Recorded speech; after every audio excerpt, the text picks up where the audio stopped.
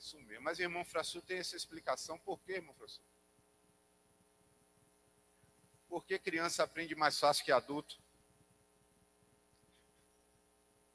Tô só lhe provocando.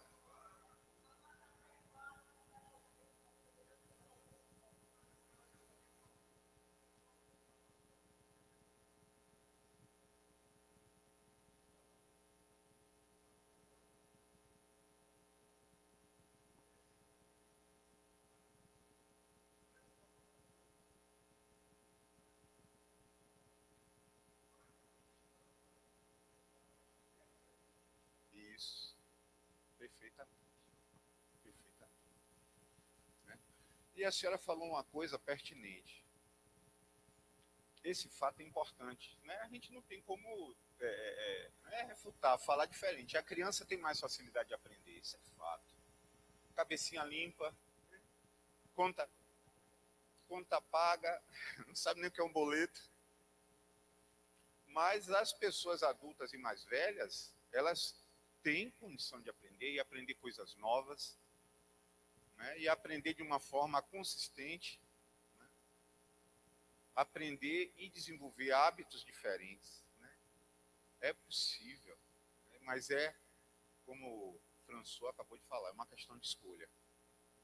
E a gente precisa entender, né, essa questão da escolha como um benefício.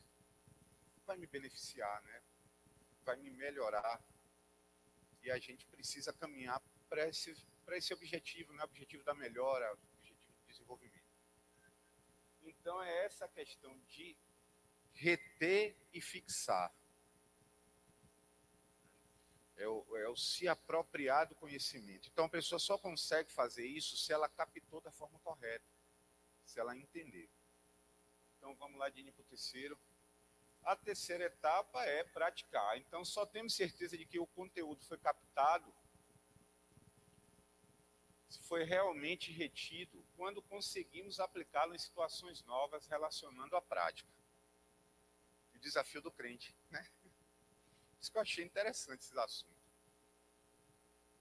O crente vem para a igreja, um ambiente como esse. Graças a Deus a gente tem o mínimo de conforto, o mínimo de estrutura para poder absorvermos a aprendizagem, o conteúdo. Mas isso tudo só vai ter sentido se a gente conseguir botar em prática. Eu acho que são poucas instituições, né, que conseguem captar o sentido da aprendizagem. Jesus, há 2000 anos atrás, já desenvolvia isso, né? Talvez ele não tivesse os instrumentos todos ao seu favor. Microfone, cadeira para se sentar de forma confortável, para quem o ouvia. Ele compensava, então, com sua didática, e principalmente com a vida prática. E a prática, com certeza, leva você a fixar a aprendizagem. Você aprendeu, você reteu, você praticou, você fortalece, você consolida. Aí vem a quarta etapa, que é a do compartilhar, do dividir esse conhecimento. Então você conheceu, né? Você reteve aquilo com você, você experimentou aquilo porque praticou, você consolidou esse conhecimento e agora você compartilha com as outras pessoas.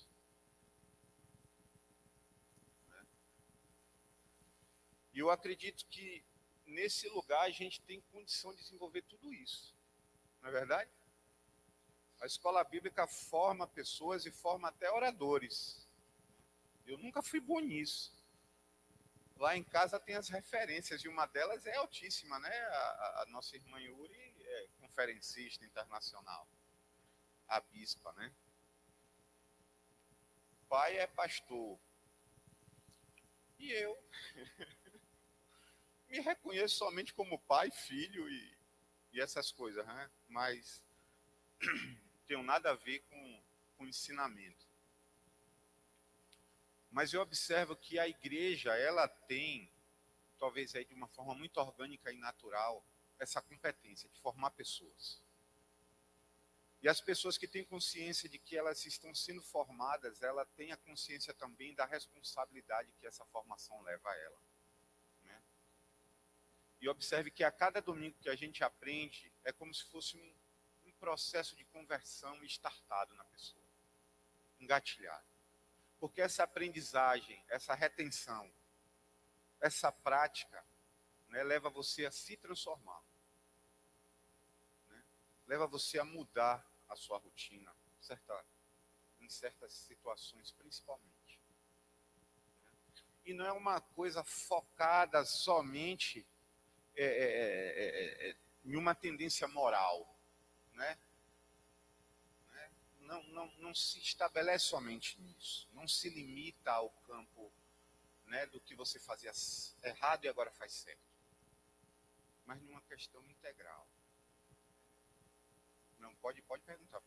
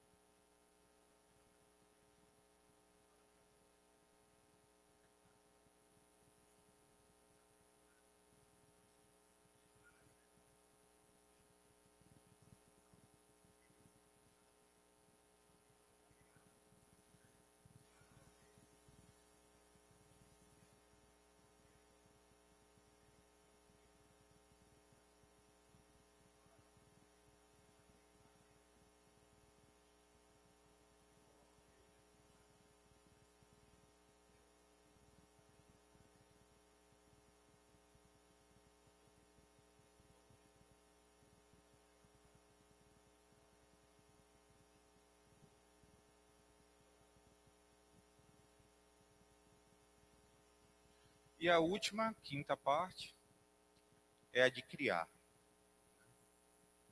Então, nessa etapa, atribuímos uma característica pessoal ao que foi aprendido.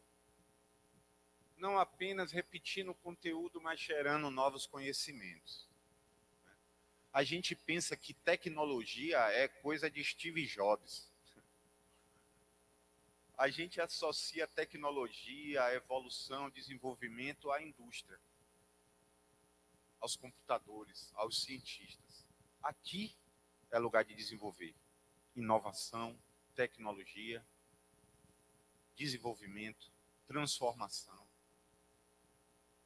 A gente atrela essas terminologias e essas coisas somente ao secular, né? Somente ao que está fora da igreja, mas não. Então, eu chamo a atenção e peço, né, que a gente possa refletir de que nós estamos num ambiente muito produtivo, né, que se faz necessário, de fato, o interesse em cumprir essas etapas, para que no final a gente consiga daqui criar formas, né, criar novas visões,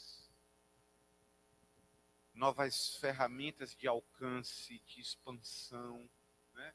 Não de dominação, mas de alcance de pessoas, né?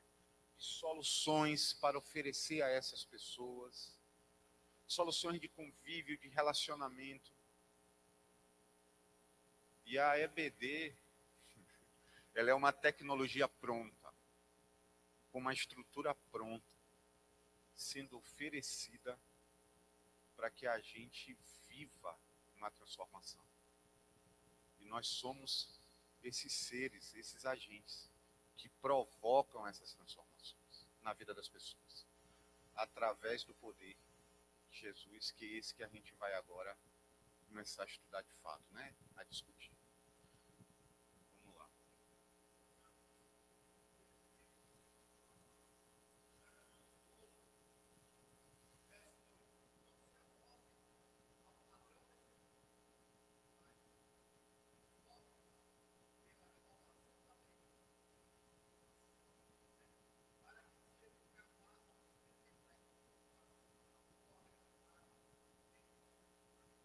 Amém.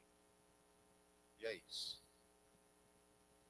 Então, nos apoderando de toda essa capacidade que foi nos dada, nós temos aí a completa condição de promover transformação e mudança. É o que a gente pretende através do que o Evangelho traz para a gente, essa proposta que o Evangelho tem. Então, dando sequência, né, com o estudo da vida de Jesus, que vem sendo estudada e refletida durante esse mês, o tema que me foi proposto é o poder de Jesus sobre o mundo e sobre a vida. As referências bíblicas que nós vamos ler aqui para dar início é Marcos, capítulo 4, do versículo 35 ao 39. Aí eu queria que um irmão me ajudasse e fizesse essa leitura, por favor. Ah, ótimo. Mas mesmo assim, eu gostaria de um voluntário que fizesse a leitura, né?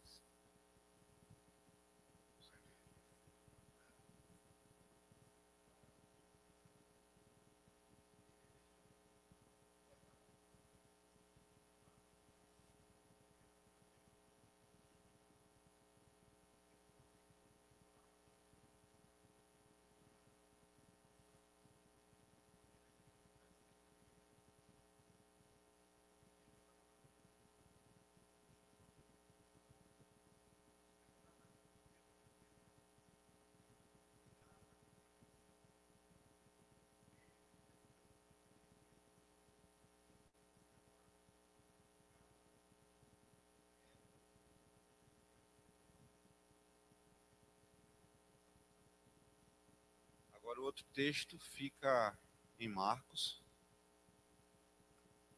porém, capítulo 5. Pedir a outro voluntário.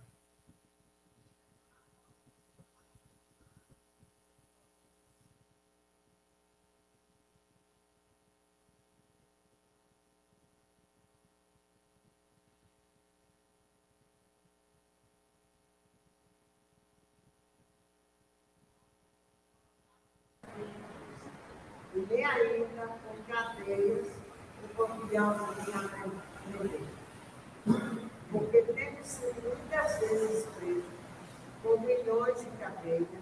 As cadeias foram, porém, feitas em pedaços. E os milhões em migalhas, e ninguém o podia amansar. E andava sempre, de dia e de noite, clamando pelos montes e pelos sepulcros, e ferindo-se com pedras. E quando viu Jesus ao longe, correu e ajoelhou. E clamando com grande voz, disse: Que tenho eu contigo, Jesus, Filho de Deus, do Deus Altíssimo? Conjuro-te, por Deus, que não me atormentes. Porque lhe dizia, sai deste homem espírito. E perguntou-lhe, qual é o teu nome? E ele respondeu, dizendo, Legião, e o meu nome, porque somos muitos. E rogava muito que os não enviassem para fora daquela província. E andava ali, pastando no monte, uma grande manada de porcos. E todos aqueles demônios lhe rogavam, dizendo, manda-nos para aqueles porcos, para que entremos neles. E Jesus logo o permitiu. E saindo aqueles espíritos imundos, entraram nos porcos, e a manada se precipitou por um despenhadeiro no mar. Era quase 2.000 e afogaram-se no mar. E os que apacentavam os porcos fugiram e o anunciaram na cidade e nos campos. E saíram muitos a ver o que era aquilo que lhe tinha acontecido. E foram ter Jesus e viram o endemoniado que tivera a legião, assentado, vestido e em vermelho, e temeram. E E os que aquilo tinham visto contaram-lhes o que acontecera ao iluminar e acerca dos corpos. E começaram a rogar-lhe que saísse dos seus pelos. E entrando ele no barco, rogava-lhe o que fora endemoniado que o deixasse estar com ele. Jesus, porém, não lhe permitiu, mas disse: vai para a tua casa, para os teus, e anuncia-lhes com grandes coisas o Senhor te fez, e como teve misericórdia de ti. E ele foi e começou a anunciar em Decápolis, quando grandes coisas Jesus lhe fizera, e todos se maravilharam. E ele foi e começou a anunciar. Não vai terminar, pode concluir esse já fez? Pronto. Então, vou pedir aqui, irmão, para ler a partir do 21. Se tiver também,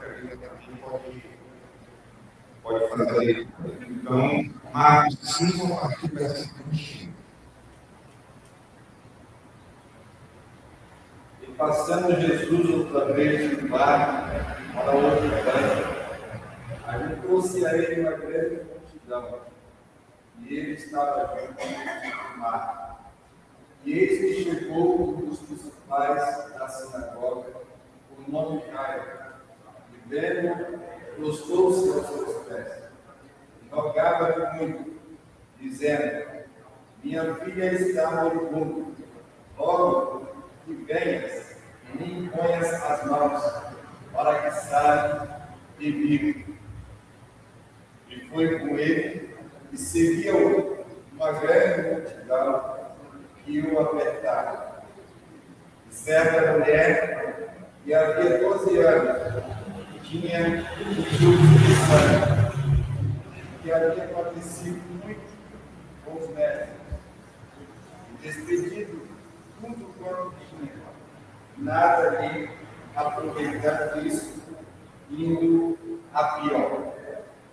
Ouvindo falar de Jesus, veio por detrás, entre a multidão, e tocou no seu vestido, porque dizia: se tão somente tocar nos seus vestidos, sararei.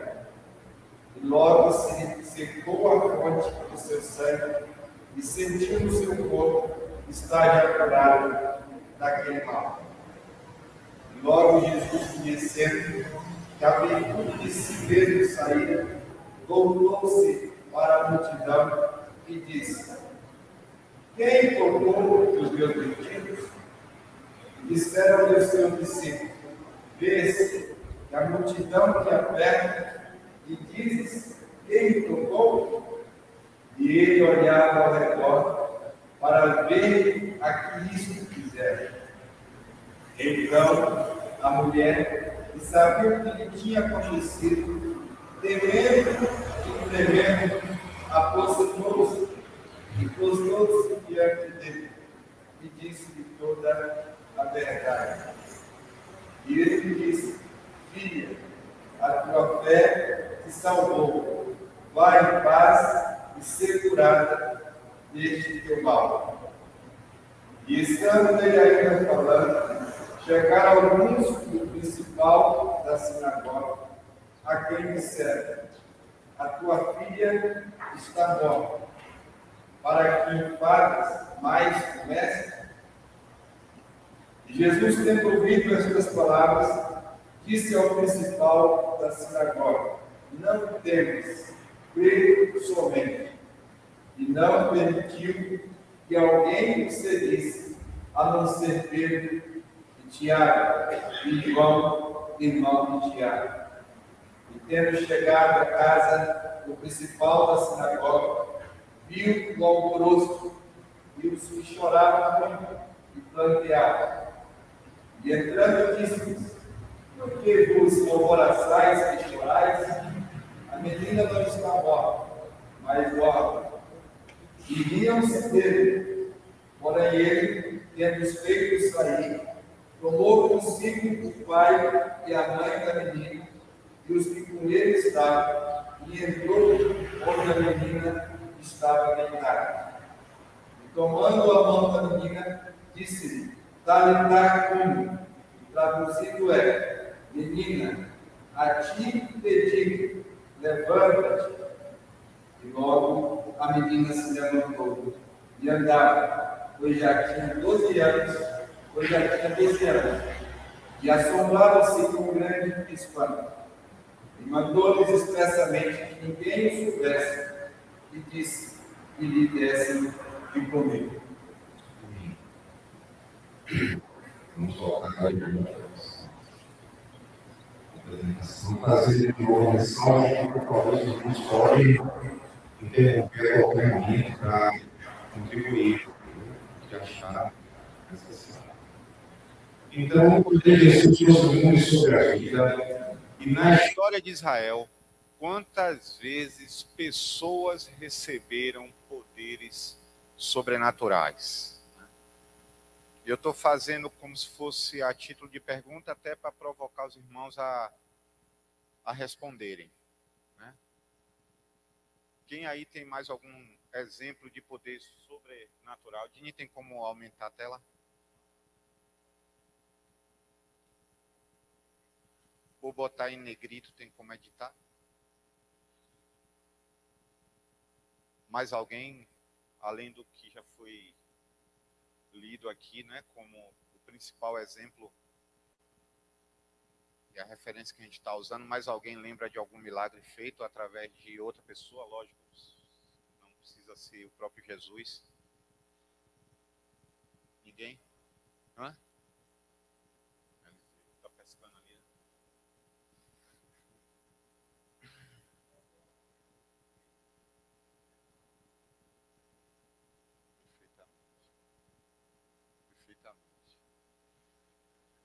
Então, outras pessoas também já fizeram esse tipo de coisa, né? Já exerceram essa condição, né?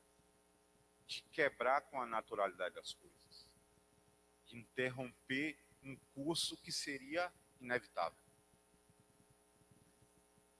Então, na história de Israel, e a gente está pegado nisso, né, ao anterior, a uma construção que vinha sendo feita, e no nosso caso, estudando sobre o Evangelho, sobre a vida de Jesus, é uma coisa muito antiga, né, e que às vezes é incompleta, e que a gente precisa entender o contexto, precisa entender a teologia para dar sentido.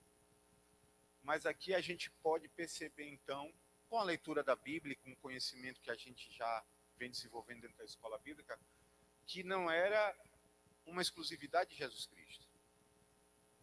Né? Então, como o irmão falou, né, você teve Elias e Eliseu,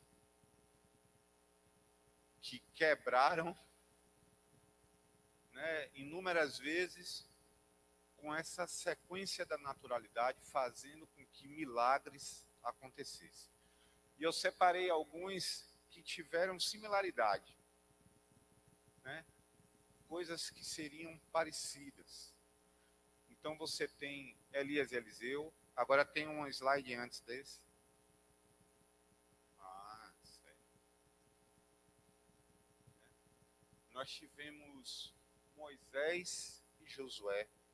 Eu acredito que Moisés foi um dos, inclusive, que teve que mostrar essa questão, né, inclusive competindo com outra pessoa, né?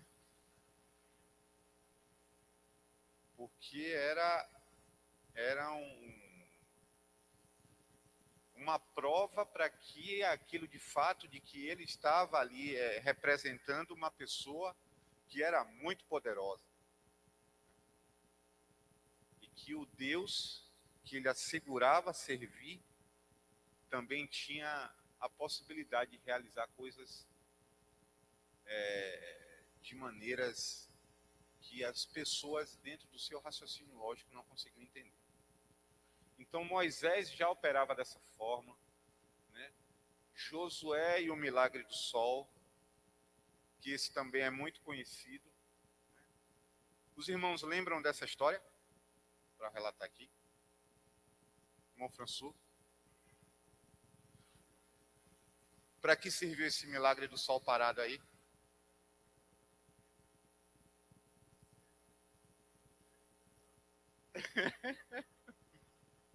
Ele pediu para parar o sol para a guerra continuar e eles puderem, né, acabar com o resto da turma.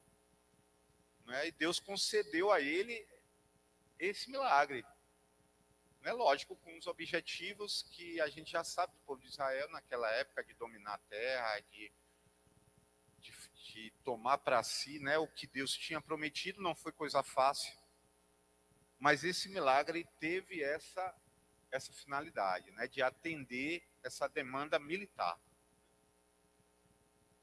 Então a gente teve, por exemplo, uma quebra de naturalidade, ou um milagre, na verdade, que foi um prejuízo que depois foi desfeito, que foi o caso de Miriam, que foi acometida de lepra por causa de uma revolta infundada dela, um faniquito, vamos dizer assim. Então ela foi acometida de lepra. Moisés pediu a Deus que a curasse, mas Deus colocou uma condição: também eu curo, mas ela vai passar 7 dias afastada de vocês. Não é assim, tem uma consequência à malcriação que ela fez. Mas mesmo assim, Deus operou quebrando essa questão através de Moisés. E aí a gente segue para os outros. Elias e Eliseu, e esses têm uma conotação de um poder aplicado justamente para prover e para quebrar uma lógica, de morte e de um prejuízo muito grande. Dentre esses milagres de Elias e Eliseu, você percebe que primeiro eram mulheres, e aí a gente já conhece o contexto dessa época.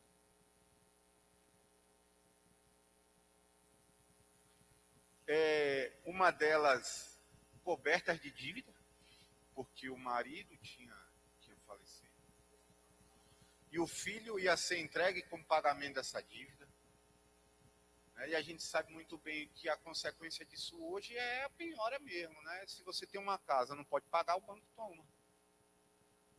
No caso dela, ela não tinha propriedade, não tinha imóvel para devolver. Então ela ia entregar o filho. E o profeta, através de um milagre, vai lá e quebra essa sequência, terrível que aconteceria. E você tem a questão da ressurreição de pessoas, pessoas, o filho de uma viúva, de Serepta, que é outra história interessante de uma intervenção, de um milagre, desse poder que Deus emana através dos profetas de Elias e Eliseu. Então, primeiro, ela não tinha pedido filho nenhum, mas por ser tão generosa com Elias queria dar um presente para ela. Era uma mulher rica, não tinha nada que precisasse. Então, o assistente de Elias propôs, dar um presente para ela. Ela não tem filho, então, de repente, um filho seria útil para essa pessoa. Então, o primeiro milagre. Ela não tinha filho, também já tinha se habituado com isso, mas então o profeta concedeu esse milagre, ela tem esse filho. O que acontece é que esse menino com o pai, um tempo depois, sente uma dor de cabeça e subitamente morre. Essa mulher vai até o profeta e diz a ele que não tinha lhe pedido nada, eu não queria nada, você me dá um filho e agora o menino morre. Então ele imediatamente, ele ainda faz um negócio interessante, ele manda o assistente ir com ele, e leve meu, não me lembro agora se foi o cajado dele, a capa, bota em cima do menino para ver se já adianta o processo, mas não foi suficiente, mas ele cumpriu com um milagre. E assim foi. Pô, perfeitamente, meu irmão. É de arrepiar, né?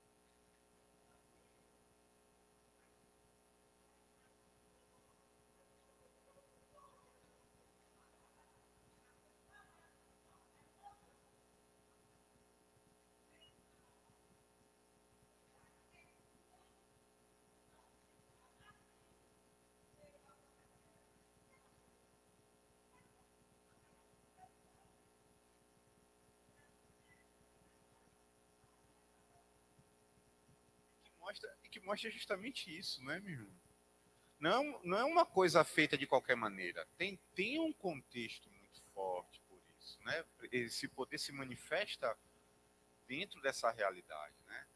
Não é uma banalidade. A coisa tem um propósito muito grande. E a gente segue então para o que Jesus fez com o milagre, então, né? Para provar essa questão de que também exercia poder, né? Então a gente tem a multiplicação dos pães e peixes, a gente tem a ressuscitação de Lázaro, que a gente vai ver também nos capítulos dos livros do livro de Marcos que nós acabamos de ler, né? Acontece a mesma coisa com a filha de Jairo, não é isso? Então esse poder ele já acompanha essa história do povo de Israel, essa quebra dessa rotina que seria um prejuízo, que seria inclusive a própria morte, né? Que seria uma destruição, que seria uma bagunça, que seria o caos. Aí Deus opera um milagre e desfaz ou interrompe, através do seu poder, aquilo que seria.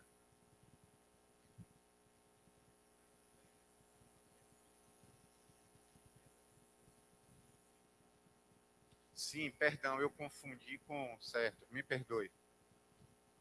Eu confundi com outra. Foi. Correto, meu. Um pouquinho de azeite, foi. Foi isso mesmo. E ela priorizou o profeta em vez de. Essa parte aí foi os arquivos trocados. Corretíssimo. Então, Dini, por favor, pode passar. E aí agora chega uma pergunta que eu gostaria de fazer, né? No caso de Jesus, haja vista de que essa manifestação de poder já acontecia com outras pessoas, né? Para que Jesus manifestava poderes sobrenaturais.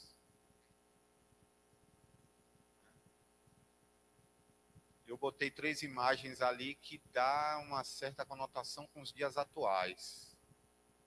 E essas 3 imagens dão uma ideia de que tipo de poder os homens exercem hoje sobre a sociedade, né? Que tipo de poder?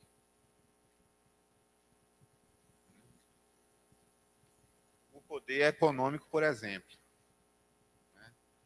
Que não faltam são notícias de pessoas que acumulam tanto dinheiro, e o acúmulo do dinheiro é para demonstrar que ela é poderosa, e a partir desse acúmulo ela começa a possuir coisas, né? A última escabrosa foi um bilionário norte-americano, conhecido como Elon Musk, não é isso?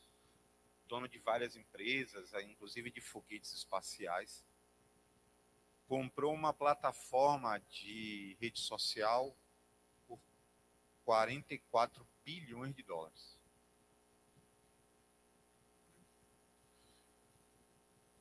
na realidade desse século, desse sistema, não tem quem diga que um homem desse não é poderoso. Não é verdade? Quem vai dizer que não é? E esse poder que ele tem, do dinheiro, do capital, acaba influenciando a vida de muita gente em muitos lugares. Mas acredite, não é para beneficiar a vida de ninguém. Não é para restaurar a vida de ninguém. Não é para quebrar a injustiça na vida de ninguém. Não é para quebrar a pobreza na vida de ninguém. Não é para restabelecer o que você perdeu ou aquilo que você amava muito e você perdeu na vida de ninguém. Pelo contrário. Dentro da nossa sociedade, o acúmulo de riqueza é para provocar pobreza. Uns acumulam para outros não terem nada. E o objetivo é somente isso. Porque pobreza é necessária para que se haja, continue se havendo concentração de renda, riqueza e poder. Então o pobre deve existir. Né? Para que esse mundo... Como? Uma parte dele, consequentemente, vai, mas... Nós temos agora ali uma figura muito conhecida que demonstra o poder político, né? O poder dessa dominação de uma ideologia política que é o Hitler, que queria exercer um poder de domínio, um poder de transformar uma determinada nação numa nação perfeita, né? Ou de fazer com que um grupo de pessoas que se considerava melhores que outras poderem dominar sobre essas tidas como mais fracas. Então ele cometeu genocídio, matou muita gente, milhares de judeus, inclusive, porque foi direcionado para esse povo. Né? Uma coisa mais atual na história desse povo, né? Do povo judeu, povo de Israel. E hoje, para contextualizar, a gente tem o camarada lá da Rússia, né? Não sei se o irmão Eldaldo conhece, o irmão Marcos deve conhecer muito. É o Putin. Né? Aqui a gente não toma lado de guerra, não, mas o que ele faz acaba sendo um exemplo do que a gente está estudando, o tipo de poder que aquele camarada tem. Hein, Dácio? Não é verdade?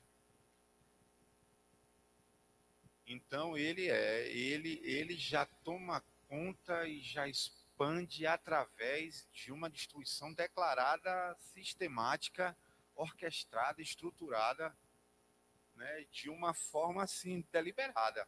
Tem que enfrentar.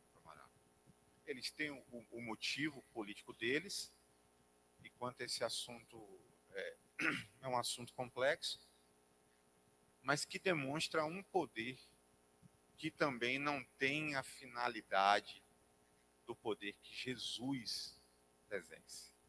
Nenhum. O outro poder que eu pus ali, né, a figurinha ali dos meninos e uma multidão atrás, tem muito a ver com esse poder da fama e da influência. É o que a gente vive com as mídias sociais atualmente, e esses artistas que acabam ganhando muita fama por conta dessa ferramenta, né? O YouTuber, questão do Instagram, TikTok e outras ferramentas de mídia que dão visibilidade, e essas pessoas ganham poder. O poder da influência. Oi? Não é? Aí o senhor vê mudança de comportamento, principalmente dos adolescentes, principalmente das crianças, né? Dos jovens, por causa de determinado poder que a pessoa exerce sobre a vida da pessoa, ela muda seu comportamento. Inclusive a gente, se não tomar cuidado, acaba sendo influenciado. Né? E isso acontece também porque a gente falha na base do conhecimento, muitas vezes. Né? Na nossa leitura dos critérios, a gente acaba atropelando alguma coisa que dá abertura para que essa influência poderosa, porque né, acabe mudando o sentido das coisas para a gente.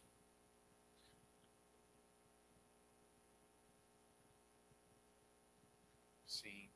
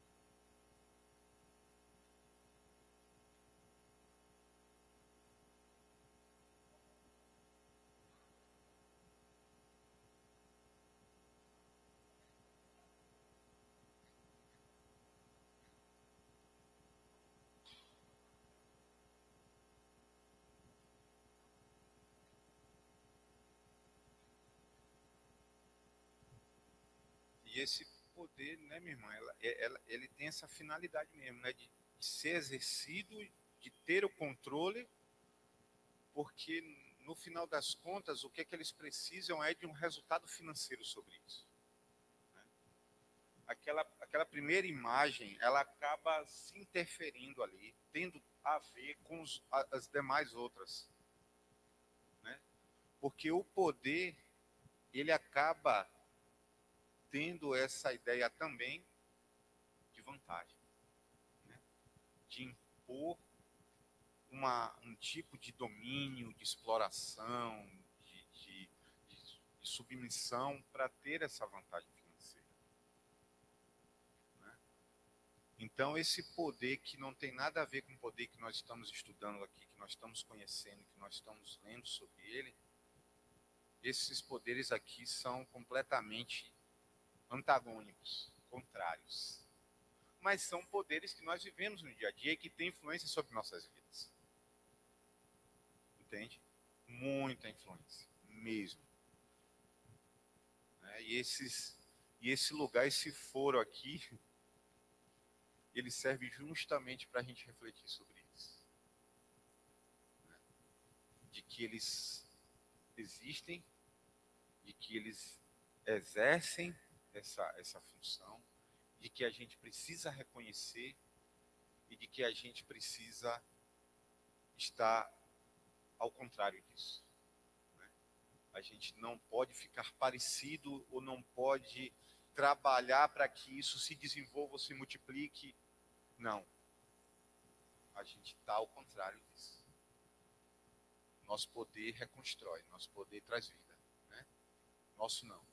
É o poder que nós representamos e o poder que muitas vezes vem através da gente como instrumento para poder realizar aquilo que Deus quer que a gente realize ou que seja propósito dele para a vida, não somente nossa, mas para a vida de outras pessoas. E a gente trabalha muito mais para isso, né?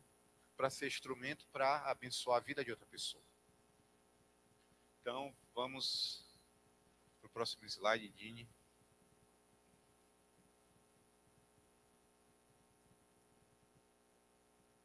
Então, de onde emanava o poder de Jesus? Diferente de todos os exemplos que nós já pensamos aqui agora, né? Quem era Jesus? Da onde emanava esse poder? E aí eu jogo essa bola aí para os irmãos e irmãs, né? Quem quiser fazer essa resposta, quem se sentir à vontade de onde vem esse poder de Jesus? Como é que começou?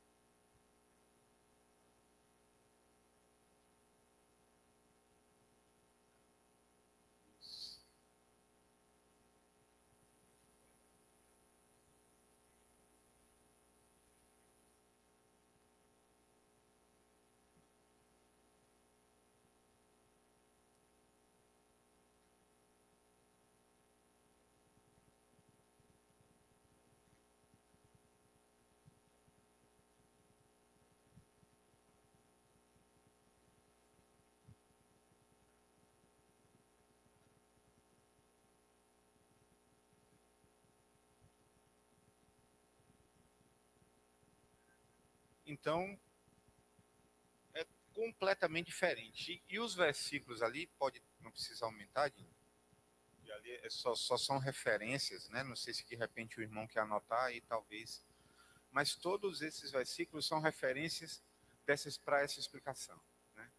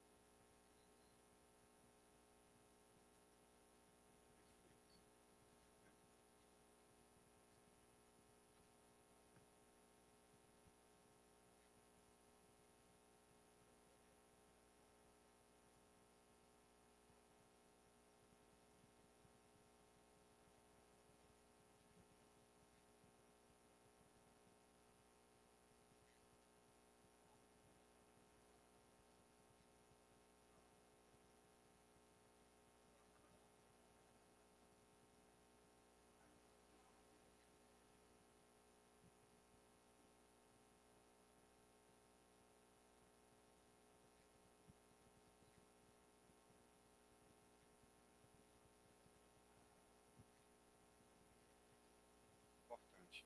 É porque o poder secular, o poder que está atrelado ao domínio político, ao domínio econômico e à influência do consumo, ela tem um princípio capitalista, né, do capital. Qual é a maior capacidade, eu vou dizer, a maior habilidade do capital, que é o poder do dinheiro? É replicar, é reproduzir. Né? Então, a mesma metodologia que se vê no Japão é a mesma utilizada e se replica e se reproduz da mesma forma. O sistema é assim. Né? É como se fosse um vírus. Se reproduz. A gente reproduz, vê, somos construídos, né, artefatos sociais, vamos falar assim, a gente é construído, formado numa família, dentro da igreja e tudo mais, e a gente se vê reproduzindo hábitos que são completamente semelhantes ao que a gente viu anteriormente. Do consumo, o da prosperidade, acima de qualquer coisa, inclusive acima de outras pessoas, às vezes até em detrimento delas, né, causando prejuízo para elas. Isso são as aptidões que o mundo coloca para a gente desenvolver. Essa competitividade exacerbada, essa questão de uma meritocracia muito mal construída e falsa, que fazem as pessoas matarem e morrerem por bloco, cimento, ferro, borracha. E o poder de Jesus, como Brígida deu um exemplo, né, e os irmãos já comentaram, né, já deram um pouco a entender, não tem nada a ver. Não tem nada a ver com possuir. Pelo contrário, né, tem a ver com despossuir. Aí você vê que essa questão do acúmulo é muito perigosa para quem decide andar com Jesus e reconhece que sem Jesus não há caminho. É aquela história do jovem rico. Se a gente for parar para observar, por que ele não seguiu Jesus, apesar de ser nascido e criado na igreja? Porque era muito rico.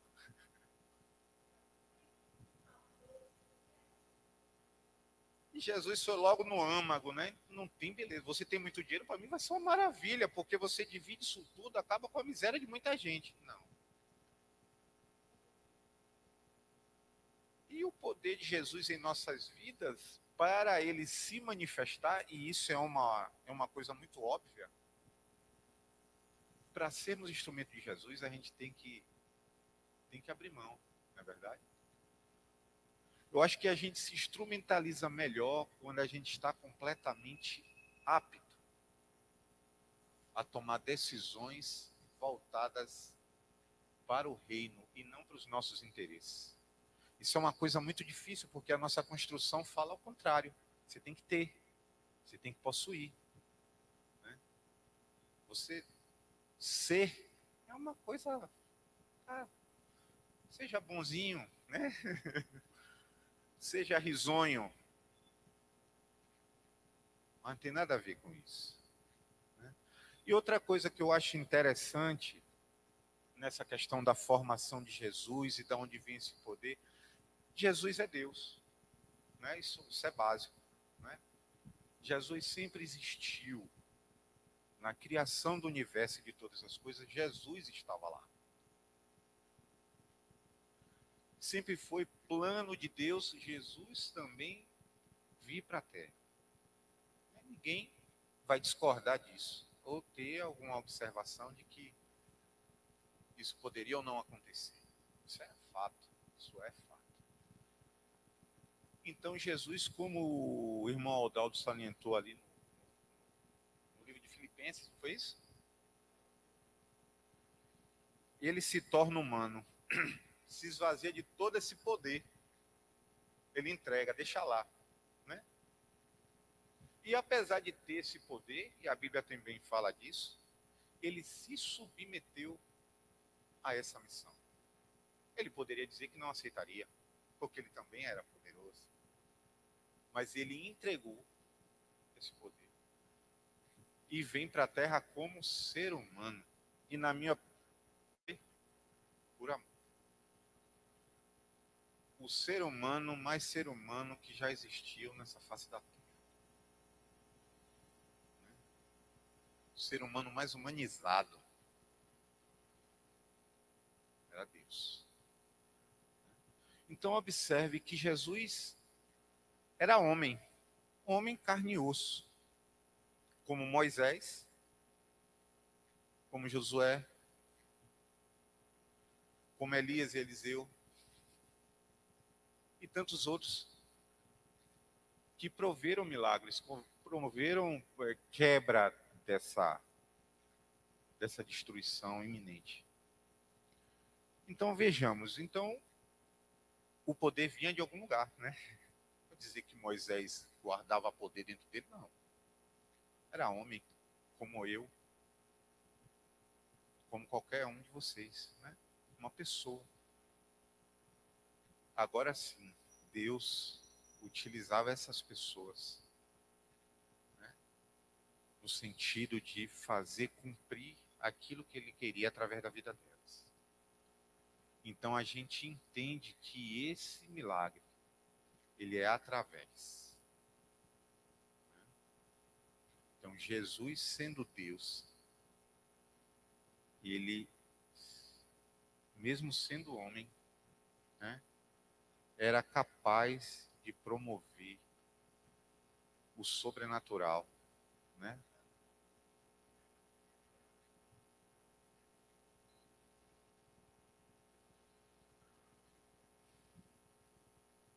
Sim.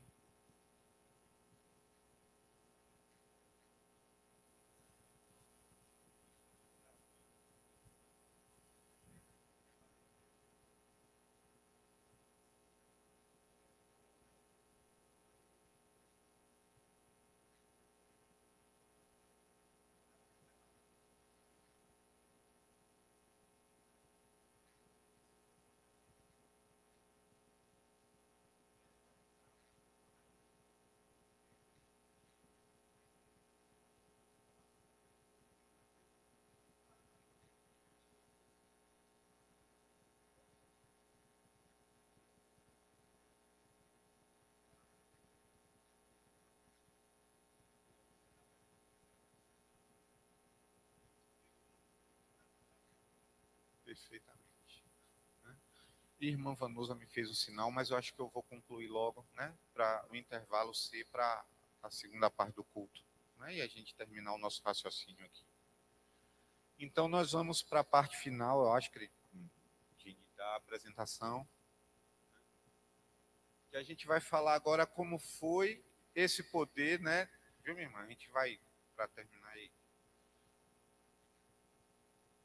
como foi o poder sobre o mundo, sobre a vida se manifestar no Evangelho de Marcos, como foi que isso aconteceu, e a gente vai agora pensar um pouco naquilo que a gente leu, acabou de ler, né? E eu me deu branco. O 35 falava do que mesmo? Perfeitamente. É isso. A minha não presta para nada mais. Não presta para nada mais. É isso. E se a gente for analisar agora, irmão Eudaldo, né? Que existia um contexto para aquilo ali, né? Que Jesus andava e a multidão seguia, né? E talvez eu acho que o irmão Françu, né, que já teve experiências, né, de falar em multidão e talvez exercer alguma atividade, né, que muita gente cerca as pessoas de um lado e do outro, vai saber que nem todo mundo ali é amigo, né? Nem todo mundo queria o bem. E eu estava lendo um comentário de que naquela situação em que Jesus atravessa do lado ocidental para o lado oriental do lago, do rio ali, ele tinha muita gente com ele precisava se afastar, e naquele meio nem todo mundo era amigo, tinha alguns querendo o mal de Jesus ali, né? E observe que naquela região a questão da tempestade, a questão desse mar revolto, de ondas, de furacões, era comum de se acontecer, né? Então observe que eles partem de certa forma se arriscando, né? Mas a gente vê que era uma necessidade. Jesus precisava atravessar para o outro lado, porque no outro lado da margem era uma situação mais tranquila e ele precisava sair daquele contexto que eu acredito de risco de vida, inclusive. Então eles atravessam com barco e no meio da travessia existe um dilúvio, né? Assim, no sentido de que há um caos acontecendo. Foi.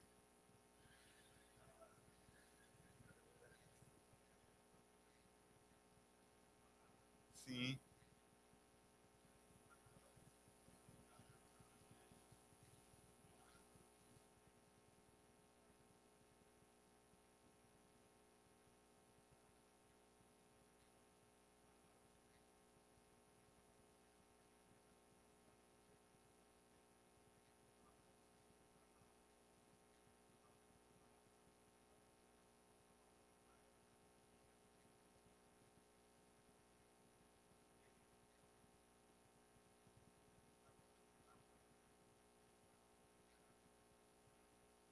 Então, né? E aí a gente percebe que há o acontecimento, que é outras observações que nós podemos fazer em relação a essa humanidade de Jesus, quer dizer, ele estava dormindo, né, com a cabeça encostada em uma almofada, cansado dessa atividade que não deveria ser brincadeira, né? E oi? Muito, muito grande. Sim, sim, é, sim, sim,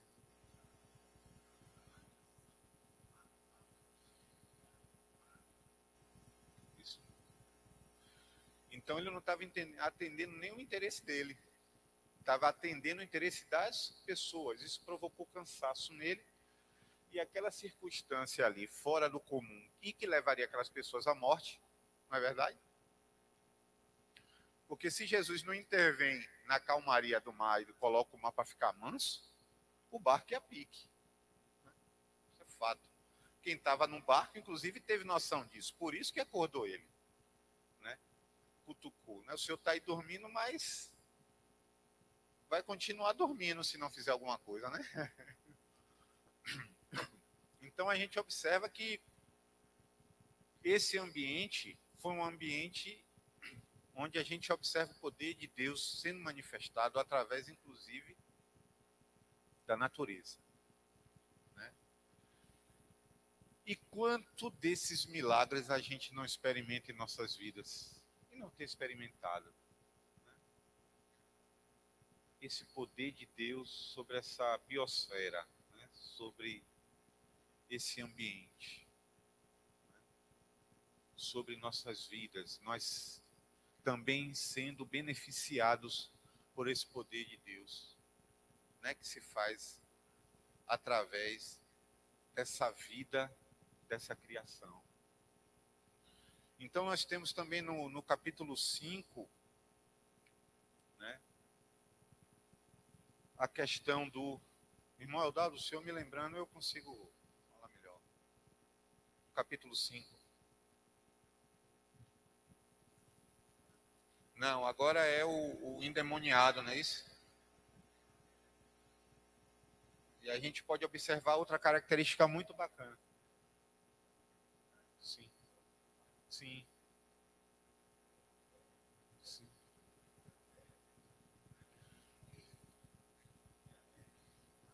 Obedece. Ele já estava... Se bem que eu seria um deles, porque do jeito que estava ali, atravessar no ferry-boat num barco daquele tamanho, a gente já sente medo. Imagina um barquinho. Com onda pra caramba.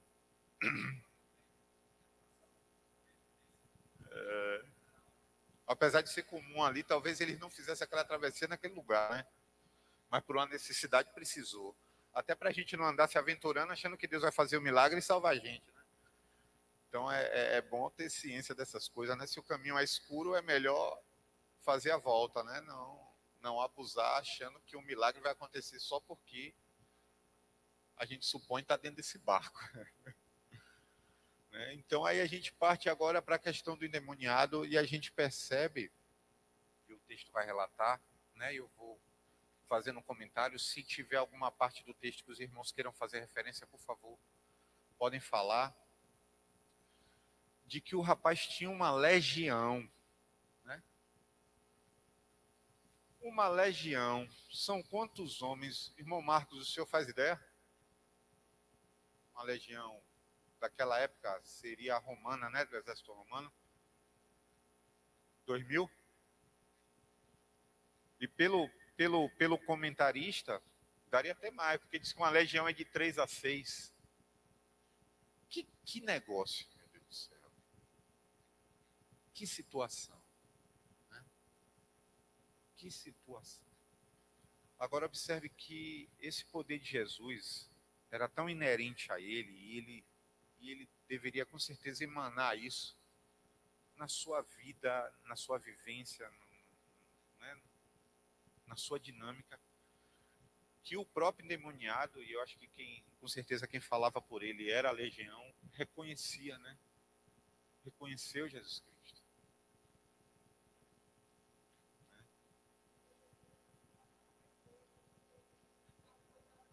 Perfeitamente. Né? Já conhecia de outros carnavais. Né? Então, aí a gente vê a sequência desse poder. Né?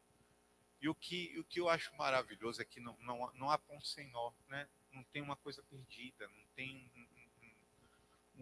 uma narrativa, o texto bíblico ele não se perde em nenhum lugar. Né? Existe toda uma lógica que a vida demanda e que na vida de Jesus, através do relato da Bíblia, a gente encontra. Então, primeiro, ele expulsa, é quase que um diálogo, né? Porque, inclusive, a legião já sabia o que ia acontecer e ele pede que, por favor, né, não tire para lugar nenhum, manda para o porco. Né? E aí é uma dúvida que vem, eu compartilho com os irmãos aqui na cabeça, mas judeu gosta de porco, come porco? Aqueles porcos ali eram para quê? Irmão Eudaldo, o senhor que é historiador, teólogo, cientista, para que, né? Sempre que não vive.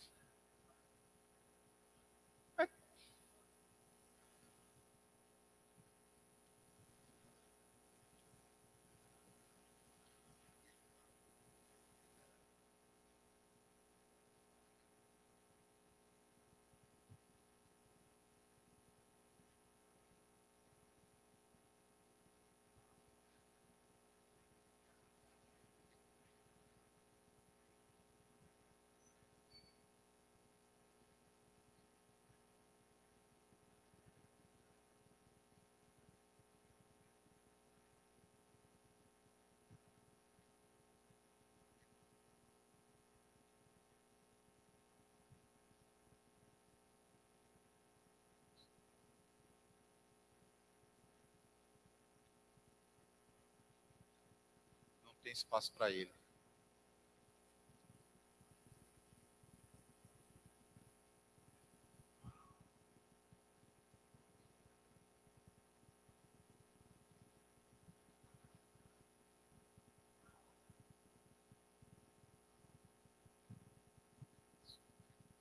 Então aí, pode falar. Foi? 2000 foi? Ah, pronto.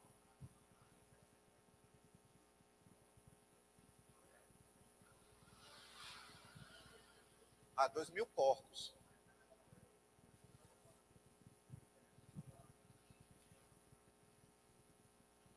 Não, é verdade. Porque, fale-me.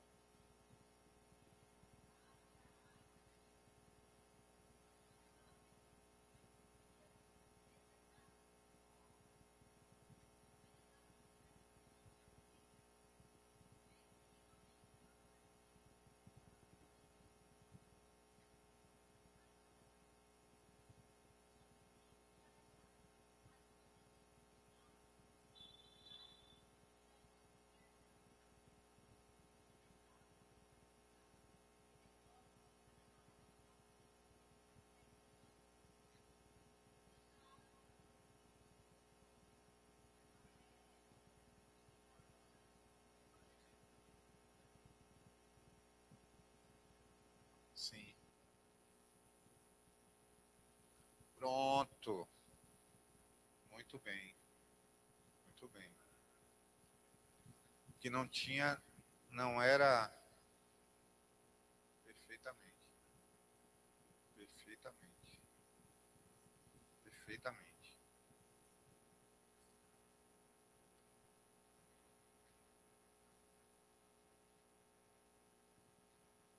Perfeitamente. Normalmente, só para. Não, eu gosto de fazer pergunta assim que aparentemente não tenha, mas precisa ter sentido. A Bíblia não se perde em nada do que ela fala, né? E essas observações são necessárias.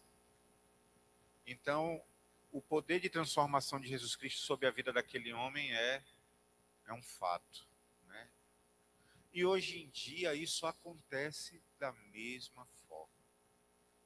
Né? E aí eu gostaria de fazer uma observação, a gente já está concluindo, de que esse poder que operava na vida de Jesus enquanto homem e que fazia tudo isso, também opera hoje. Né?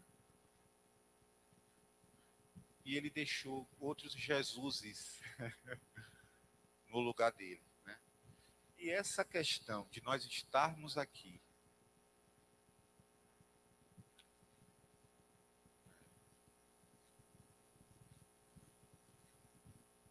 o mesmo.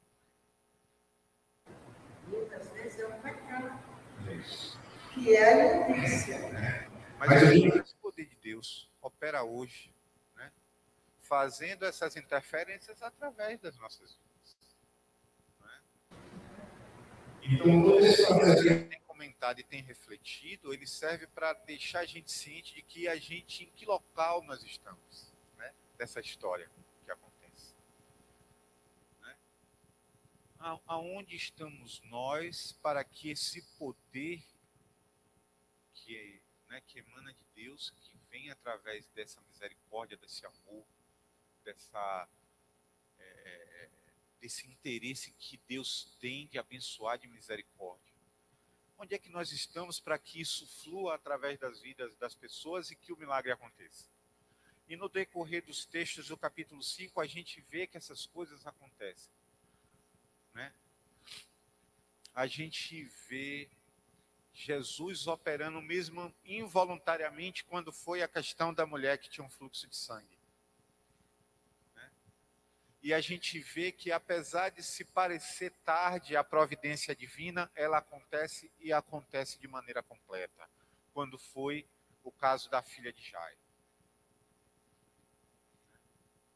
Então a gente pode observar, e a lição ela traz essa mensagem, esse objetivo, de que a palavra de Deus, ela é um conteúdo que a gente precisa reter. O evangelho, ele é essa proposta que a gente precisa reter, que a gente precisa consolidar em nossas vidas, que a gente precisa compartilhar e que a gente precisa fazer com que isso se desenvolva. Porque esse poder que operou em Jesus, Moisés, Eliseu, Josué e tantos outros, opera hoje. A forma é diferente. As circunstâncias são outras. Mas esse poder é real sobre nossas vidas. A influência de Jesus sobre nossas vidas, ela deve ter sempre esse ponto importante de nós reconhecermos a influência de Jesus em nossas vidas através daquilo, né, através das nossas práticas, melhor dizendo, através de como a gente vive essa vida e de como a gente compartilha o que a gente tem com as pessoas, né, porque é através disso que o reino de Deus é levado adiante, é por isso que ele é imparável, por isso que ele não se delimita, por isso que ele não está preso em quatro paredes, por isso que ele não está preso dentro de uma religião, dentro de uma doutrina, dentro de uma denominação, não. Ele vai além. Não é ideologia, não é forma de vida, não é só um estilo de vida, ele é transformação. E ele é poderoso para transformar o mundo inteiro. Não tem ninguém na face da terra ou em qualquer outro lugar que não seja capaz de alcançar a misericórdia de Deus. Ninguém. Não existe. Ninguém. Seja lá qual for a condição. Né? E é nisso que a gente crê. É nisso que a gente crê. E meus irmãos, então eu vou ficando por aqui. Né, a gente precisa. A irmã Vanusa prometeu um café. Foi isso?